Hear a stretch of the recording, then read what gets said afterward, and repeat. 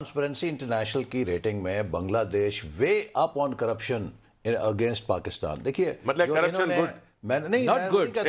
Not good. This is what he's saying. No. Let the system function or strengthen Let the your system. It has institution. 70 years हो गए, 70 साल हो गए, आप कहते हैं उनका 50 साल में कैसे हो देखें शिबली साहब, उनका 50 साल में यही तो सवाल बनता है। You have spoken, let me now सवाल है, ये तो सवाल है।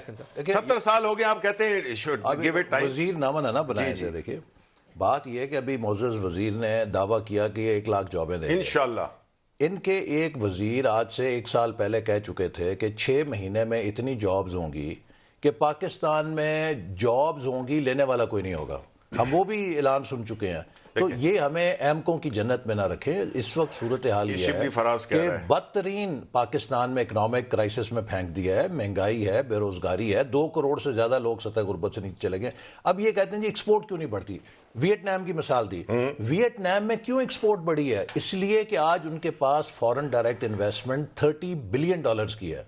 म्यांमार में एक छोटा सा मुल्क है हमारे मुकाबले में, 6 से 8 billion dollar annual foreign direct investment है। पाकिस्तान के पास कितनी है? मर के 3.5 पे हम गए थे, फिर 1.25 पे हम आ गए हैं। देखिए फॉरेन डायरेक्ट इन्वेस्टमेंट आपके मुल्क में टेक्नोलॉजी लाती है, इनोवेशन लाती है, स्किल्स लाती है, और सबसे बड़ी बात ये ग्लोबल सप्लाई चेन से आपको कनेक्ट करती है, जिससे आप एक्सपोर्ट हाई वैल्यू सेक्टर में जाते हैं। रिसेंट पास में जो सबसे बड़ा तीर मारा था ना, आज आप दोनों से बारी बारी उसका भी पूछ लूं। पहले आप लेकिन मैं एक मिनट बात खत्म कर लूं। सीपैक हमारी बहुत बड़ी इन्वेस्टमेंट का एक वो सेंटर पीस था, हम दिखाते थे ये सीपैक है पाकिस्तान में 60 अरब। क्या ये हमारा गले की फांस बन गया? बिल्कुल गले का फंदा नहीं। देखिए सीपैक जो है उसके 2 मरहले थे। पहला मरहला था इंफ्रास्ट्रक्चर का, क्योंकि पाकिस्तानी इकोनॉमी में 2 ग्रोथ बॉटलनेक्स थी, एक एनर्जी, एक इंफ्रास्ट्रक्चर। जिस मुल्क में 16-18 घंटे बिजली नहीं होगी, आपके कारखाने कहां से चलेंगे, आपकी मईशत ग्रो कैसे करेगी?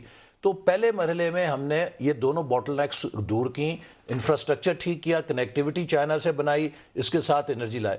दूसरा जो मरहला था 2020 और 2025 का, इसमें 9 इकोनॉमिक जोन बनने थे, जिनमें कितने बने उसमें से? उनमें से एक भी तैयार नहीं हुआ अभी तक। देखिए इन्होंने 9 इकोनॉमिक जोन्स का इंफ्रास्ट्रक्चर तैयार करके चाइनीज को ऑफर करना था इन्वेस्टमेंट के लिए। चाइना से 8 करोड़ से ज्यादा, नदीम मलिक साहब, जॉब्स रीलोकेट हो रही हैं, चूंकि चाइना में लेबर एक्सपेंसिव हो गई। उस 8 करोड़ में से अगर हम 30, 40, 50 लाख जॉब्स भी ले लेते, पाकिस्तान में एक इनकलाब आ सकता था। इन्होंने ना इंफ्रास्ट्रक्चर तैयार किया, दूसरे नंबर पे किया जो मैक्रो इकोनॉमिक हमारा फ्रेमवर्क था उसको तबाह कर दिया।